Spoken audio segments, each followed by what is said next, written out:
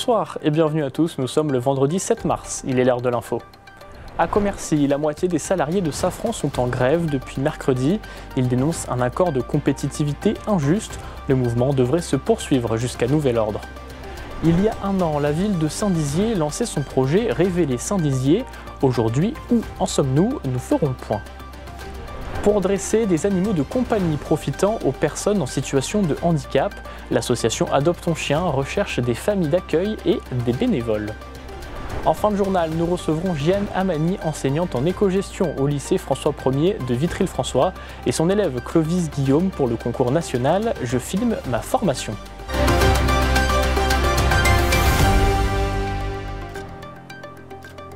Un incendie s'est déclaré ce matin à Commercy, dans la Meuse, faisant un blessé grave et l'y-porté directement à Reims.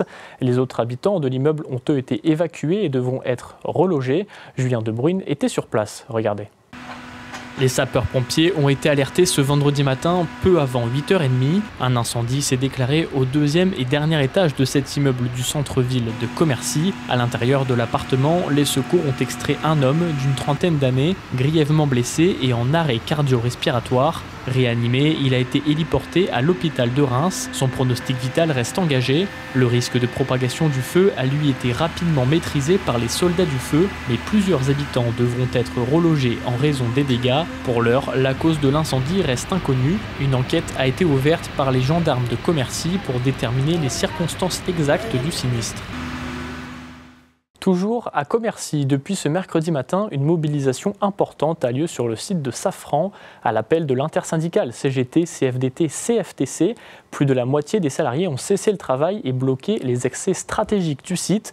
Leurs revendications portent principalement sur les salaires et l'organisation, mais la tension monte surtout autour du sujet d'accord de compétitivité. Il prévoit une réorganisation du travail qui, selon la CGT, remettrait en cause plusieurs acquis sociaux. Les salariés pourraient, selon eux, être amenés à travailler 45 heures, tout en étant rémunérés pour 35, une proposition que les syndicats rejettent fermement. Pour l'instant, le mouvement se poursuit avec des blocages organisés sur les parkings et les zones de livraison. Écoutez Kevin Barge, délégué CGT de l'usine Safran de Commercy, au micro de Julien De Bruyne. Au niveau des NAO, c'est une meilleure proposition qu'ils ont faite. Là, pour l'instant, c'est pitoyable. On met une vraie augmentation. Et au niveau de l'accord compétitivité, on leur a déjà fait des propositions. S'ils veulent que l'usine tourne 24 heures sur 24, 7 jours sur 7, c'est possible. On a du 2-8, on a du 3-8, on a la possibilité de faire du SD. Je sais qu'on a des collègues qui seraient très motivés à faire du SD, c'est possible. Pourquoi ils ne sont pas intéressés? Parce que le SD, ça coûte trop cher. Aujourd'hui, là, le dialogue, il est très tendu. Je dirais même qu'il y a une perte de confiance des deux côtés. Il y a un an, la ville de Saint-Dizier lançait son projet Révéler Saint-Dizier, une initiative ambitieuse visant à transformer et dynamiser le centre-ville en réinventant 17 sites emblématiques de la ville. On fait le point sur l'avancement de ce projet et les transformations en cours dans la cité Bragarde avec Julien De Bruyne. On va vous dévoiler ce soir, je vais vous dévoiler ce soir au nom de toute l'équipe municipale, 3 ans de travail et surtout des grands choix pour ce centre-ville. Il y a un an, la ville de Saint-Dizier lançait Révéler Saint-Dizier. Ce projet urbain vise à transformer plusieurs sites emblématiques de la commune. Le centre-ville est l'un des principaux chantiers concernés. L'objectif, redynamiser le cœur de la ville en rénovant les espaces publics, en améliorant la circulation et en développant des zones plus attractives pour les commerces et les habitants. Un an après, plusieurs rues sont en pleine transformation, avec un accent mis sur la végétalisation et le réaménagement des places pour rendre le centre-ville plus accueillant et accessible. En fait, l'objectif, c'est vraiment de mailler les quartiers entre eux. Saint-Dizier, c'est une grande ville très étalée. Chaque quartier a un peu sa physionomie, sa morphologie et son identité. Mais évidemment, il faut absolument que les quartiers se répondent. Il faut penser aux mobilités douces, à bien sûr les déplacements en voiture, les déplacements en bus. Et donc, c'est vraiment une approche macro et micro que nous avons. Et c'est ça l'objectif de tous ces travaux de restructuration, quel que soit notre usage et la façon dont on se déplace dans la ville. Mais le centre-ville n'est pas le seul à bénéficier d'importants travaux. Le quartier du Verbois est lui aussi concerné. Ce secteur fait l'objet d'un vaste plan de réaménagement. La ville souhaite mieux l'intégrer au reste de la cité Bragarde en essayant d'améliorer les infrastructures, en développant les espaces verts et en facilitant les déplacements entre les quartiers. Là aussi, les travaux ont commencé, des rénovations sont en cours pour moderniser l'habitat et redonner une nouvelle dynamique au quartier. Eh bien moi je pense qu'en fait à partir du moment où on traite les quartiers et la réfection de nos rues et de nos boulevards de la même manière en centre-ville, mais aussi du coup dans ce quartier du Verbois, eh bien c'est ça en fait qu'il faut faire, c'est se dire que en tout point du territoire, le traitement des espaces publics, il doit être de qualité. Le projet Révéler Saint-Dizier s'inscrit dans une démarche à long terme. La fin des travaux est prévue pour 2026. Il y a un mois, nous vous faisions découvrir le conflit opposant 3 maires meusiens concernant la circulation de poids lourds dans leur village. Pour rappel, la mairie de Baudonvilliers avait pris un arrêté pour interdire à tous les poids lourds de passer dans la commune. Ce jeudi, le préfet de la Meuse a appelé au dialogue entre toutes les parties et a invité le maire de Baudonvilliers à retirer son arrêté.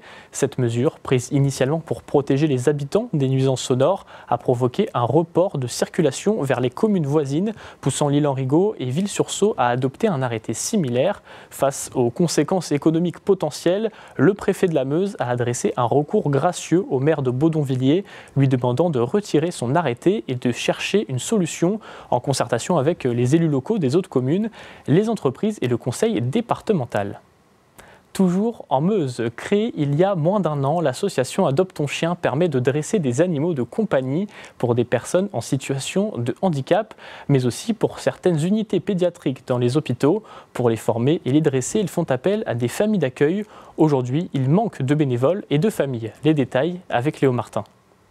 Vitis sera bientôt adopté par un hôpital. Mais avant d'être un chien de soutien pour les personnes en situation de handicap, il est formé par des membres de l'association ou des familles d'accueil. Pourtant, depuis quelques semaines, Adopte ton chien ne trouve pas suffisamment de bénévoles pour les accueillir et les former. L'organisme doit même retarder des demandes. Alors, on n'a pas trop de problèmes sur l'adoption des chiens parce que des demandes bénéficiaires aujourd'hui on en a. C'est surtout l'éducation des chiens. Il faut qu'on trouve des familles d'accueil. On a besoin réellement de personnes qui se dévouent pour accueillir un petit peu un chiot à la maison pendant 2, 3, 4 semaines, peut-être un peu plus, suivant le temps, disponibilité et tout. Et puis l'accueillir à la maison, et puis en accord avec ce qu'on va leur apprendre, respecter le chien, travailler le chien, et puis faire quelques exercices sympathiques et faciles avec le chien. Mais on est déjà très sollicité. Et la demande est importante, et plus elle est importante, plus on a besoin de chiots, plus on a besoin de chiots, plus on a besoin de familles d'accueil. Pourtant, depuis la création de l'association, plus d'une vingtaine de chiens ont été formés. Ils permettent d'aider quotidiennement des personnes en situation de handicap. D'après Francis, tout le monde peut devenir une famille d'accueil tant que les animaux sont respectés. C'est certainement parce qu'il y a une notion de temps à donner, une notion de responsabilité qui est importante, parce que avoir un chien à la maison qui ne nous appartient pas, c'est pas la même chose qu'avoir un chien à soi, quoi. Un chien, ça sort 2-3 fois par jour. Il faut faire des activités avec. Alors c'est sûr que des fois, au lieu de passer du temps devant la télé ou d'aller traîner dans les magasins, il faut aller promener le chien en forêt. Et puis sincèrement, je pense qu'être avec un petit poilu comme ça entre toute la journée ou régulièrement dans la journée, c'est quand même plutôt agréable. Aujourd'hui, plus d'une quinzaine de demandes sont en cours de traitement. Aussi bien l'Éducation nationale que des hôpitaux sont intéressés par ces chiens de soutien. Actuellement, 4 compagnons sont en cours de formation. Ce soir, nous recevons Jeanne Amani, vous êtes enseignante en économie-gestion au lycée François 1er de Vitry-le-François, et Clovis Guillaume, vous êtes donc élève en bac pro MCV. Bonsoir à tous les deux. Bonsoir. Alors nous vous recevons, je le disais ce soir, à l'occasion d'une initiative. Vous avez réalisé une vidéo pour le concours national Je filme ma formation. Donc c'est les élèves de première MCVB, métier du commerce et de la vente, option vente, du lycée François 1er de Vitry-le-François. Expliquez-nous en quoi consiste exactement le concours Je filme ma formation. Je crois que c'est vous qui êtes à l'initiative. Tout à fait. Donc l'idée était de promouvoir en tout cas la formation de manière attractive à travers ce concours, et aussi quelque part de montrer à d'autres élèves qui ont une certaine méconnaissance de cette formation que cette formation ouvre des portes vers des métiers assez variés et passionnants. Et donc, Clovis, vous avez été de l'aventure. Racontez-nous un petit peu comment ça s'est passé. On a préparé la vidéo du coup avec Madame Amani qui m'avait proposé à l'avance. Donc moi j'ai accepté du coup de me faire filmer pour ce concours. Donc après nous avons préparé la vidéo avec le discours, etc. Et après on a filmé, puis on a essayé de faire au mieux pour mettre en avant la vente, tout simplement. La formation. Est-ce que vous êtes fier de représenter justement cette formation à travers cette vidéo? Oui, moi je suis totalement fier, je suis vraiment très content parce que c'est vrai que parfois la formation en vente est vraiment très sous-estimée par beaucoup d'élèves et même probablement par beaucoup de parents. Donc moi je suis très fier de représenter la vente, puis c'est un domaine moi qui m'intéresse énormément et ça me permet de me développer et d'avoir beaucoup de connaissances. Et donc, pour revenir un petit peu à la vidéo, comment ça s'est passé? Qu'est-ce qui vous a motivé à participer et à donc proposer à Clovis cette idée? Alors en fait, tout est parti d'un projet, parce que dans le cadre de leur formation, il y a un projet pluridisciplinaire, donc sur 2 années. Et donc ce groupe d'élèves avait pour projet donc, de réaliser des podcasts. Et donc on s'est dit, mais pourquoi pas mettre en avant ce projet parallèlement à ce concours, de façon à montrer que cette formation peut proposer autre chose qu'une formation théorique que nous avons l'habitude. Et vous aviez, j'imagine, des critères à respecter, une durée, peut-être un thème, quelque chose? Tout à fait. Donc la vidéo devait durer 3 minutes. Donc, et puis on avait carte blanche, en tout cas, par rapport à la présentation de la vidéo. Et bon, on regarde justement un extrait. Je vous laisse découvrir la présentation de notre formation par l'un de nos élèves. Bonne découverte! Bonjour, moi c'est Clovis. Vous aimez le contact humain, les défis et le monde de la vente? Bienvenue dans notre section bac professionnel du commerce et de la vente. Ici, nous apprenons à devenir de véritables professionnels de la relation client, entre technique de vente et gestion de la communication. Mais qu'est-ce que le bac professionnel MCV option B? C'est une formation qui se déroule en 3 ans, un véritable équilibre entre théorie et pratique pour développer des nouvelles compétences. Alors ça va, vous êtes plutôt à l'aise? Oui, moi je suis très à l'aise à l'oral et puis j'adore parler, j'adore expliquer.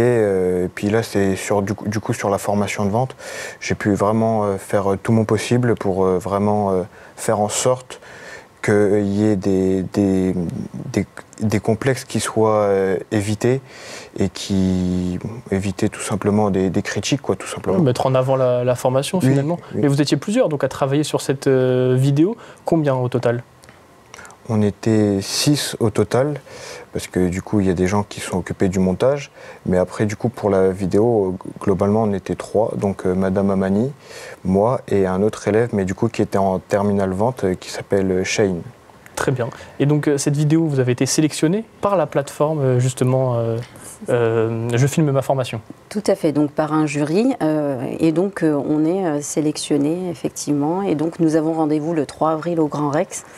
Pour la suite. Pour la suite, donc peut-être un trophée, c'est ça? C'est par catégorie, par formation, les sélections? Tout à fait. Et donc, est-ce que c'est une fierté pour vous d'avoir été sélectionné et puis de mettre aussi en avant votre formation? Oui, c'est une fierté. On est très content à l'idée d'aller au Grand Rex parce que c'est quand même un certain privilège. Ça montre qu'on aura pu faire de notre mieux et qu'on aura été capable justement d'être décisif sur certains points pour avoir été sélectionné au Grand Rex. Est-ce que justement c'est quelque chose que vous avez déjà proposé à des élèves les années précédentes? Alors on avait tenté de le mettre en place l'année dernière, alors malheureusement pour différentes raisons ça n'a pas pu se mettre en place.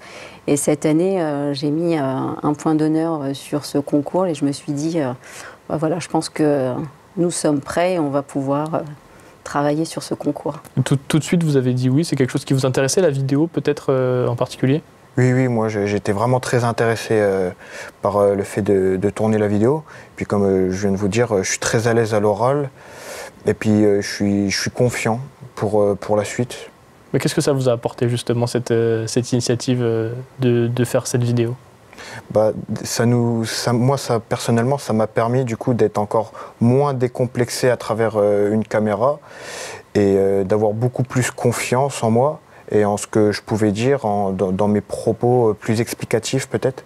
Et l'idée, c'était de mettre en avant cette formation, vous l'avez dit juste avant, qui est peut-être mal vue, parfois décriée. Bac Pro, c'est vrai que c'est peut-être dénigré par rapport à d'autres formations. Oui, tout à fait. C'était votre idée aussi de... C'était aussi l'idée de valoriser, puisque effectivement, elle est un peu trop sous-estimée, cette formation. Et donc, à travers cette vidéo, on a voulu montrer que voilà, la formation Bac Pro, on peut s'en sortir, on peut travailler autrement et puis on peut avoir des projets...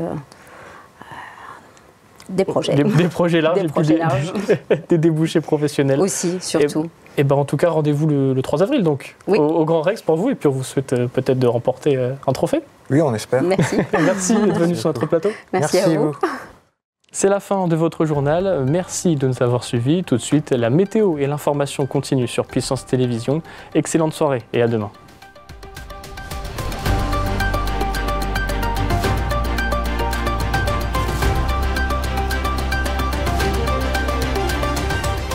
Toute l'actualité en continu à retrouver sur notre site internet et notre application mobile.